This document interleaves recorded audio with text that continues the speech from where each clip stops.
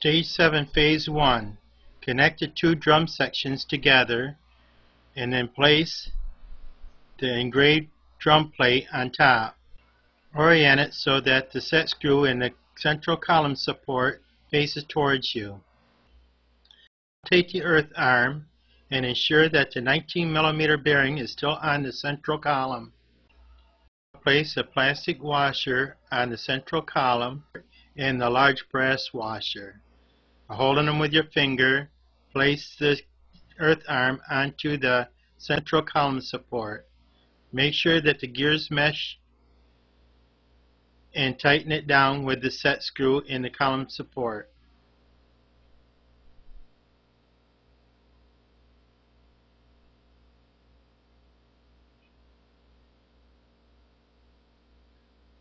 Now when you move the arm back and forth, the gears in the engraved drum plate should rotate.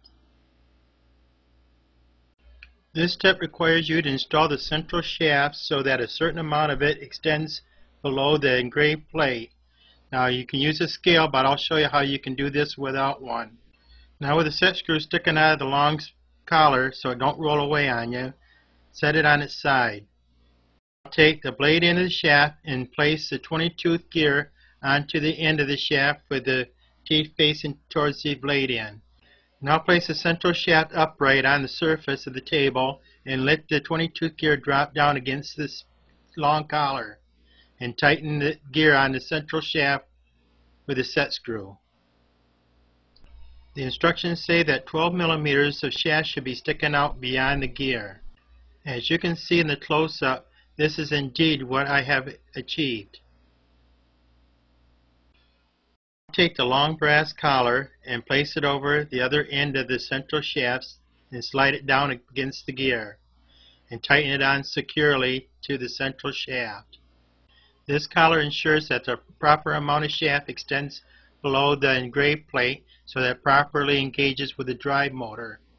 Now stick the central shaft up through the bearings in the central column. Make sure the teeth of the gear mesh together and that the long collar is firmly up against the bearing. These gears drive most of the model, so they should line up perfectly. If not, you're going to need to take the 20-tooth gear off and turn it around. Make sure that the long collar is up against the bearing and line up the 20-tooth gear so that it meshes exactly in line with the larger gear. This does not alter the length of the shaft extending below the engraved plate that goes into the drive shaft of the motor drive.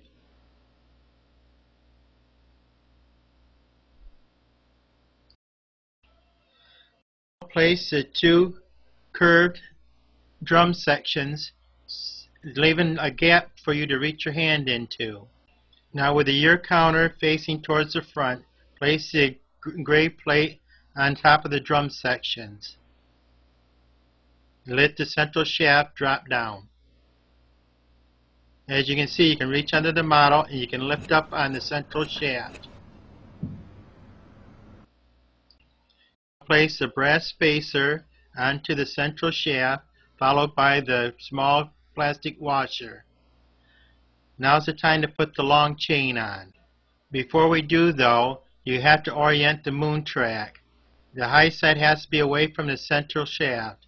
So take the low side of the moon track closest to this eclipse gear and turn it until it faces towards the central gears. This gives you room for the chain. Now by opening up the chain, loop it around the earth and slip it underneath the eclipse gear between the moon pillar and the central shaft stack of gears. Now let the chain rest on top of the sprocket. Don't wrap it around the sprocket. And take the chain and make it into an L shape. Now lower the chain over the 18-tooth sprocket. Now lift the eclipse gear and the chain should slip right underneath it.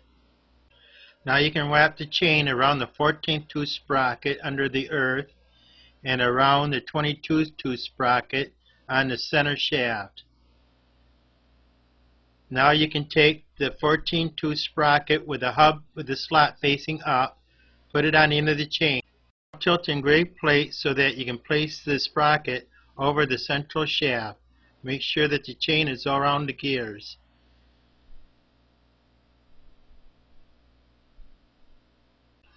Phase 2, place the locking spacer on the central shaft so it locks with the 14-tooth sprocket. Place the other 14-tooth sprocket over the short chain and wrap it over the 18-tooth sprocket and set it over on top of the locking collar.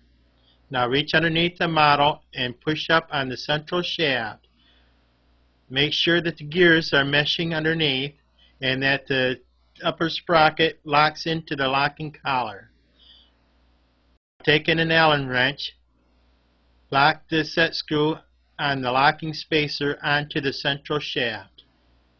You have now completed assembling the two chains on their sprockets.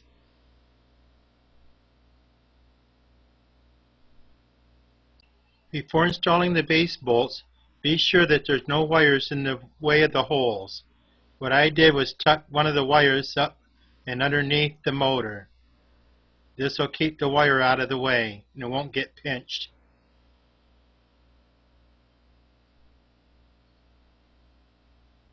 Now with a mark facing you on the base plate, take a drum section that has Scorpio on the edge and set this section into the groove on the base plate so that the edge with Scorpio lines up with the mark on the base plate. Now set the other drum section onto the base plate in the groove and take the engraved drum plate and set it on top of the drum sections so that November 22nd lines up with the seam between the two sections. Now you'll have to turn the shaft so that the tab on the shaft falls into the groove in the shaft of the motor drive. Now make sure the marks are lined up with the seam.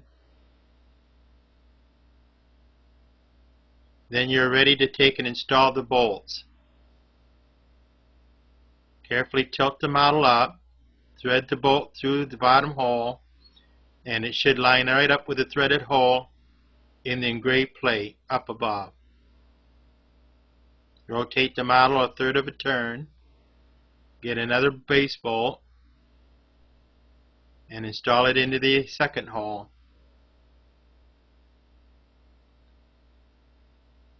If you use a short Allen wrench, you won't have to tip the model as far as you would with a long Allen wrench.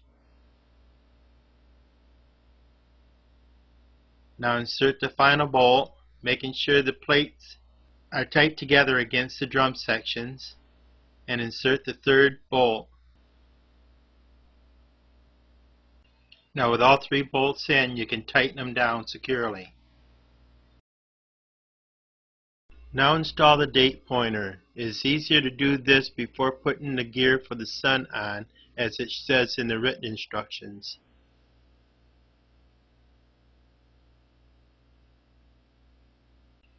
The written instructions also show that a plastic washer goes on the central shaft and then the sun gear goes on top. But if you do this, you can see that the teeth do not line up quite right with its mating gear. Now with the spacer removed, you can see when the sun gear is on that it lines up a lot better with its mating gear. This completes stage 7 of the assembly of the Earth, Moon, and Sun orbiter.